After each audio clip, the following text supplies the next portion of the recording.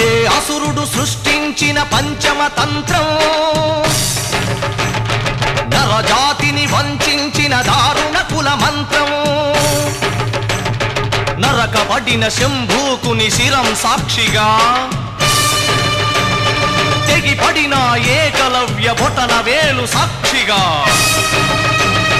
ముంతల చీపురుల మన దీనగతం సాక్షిగా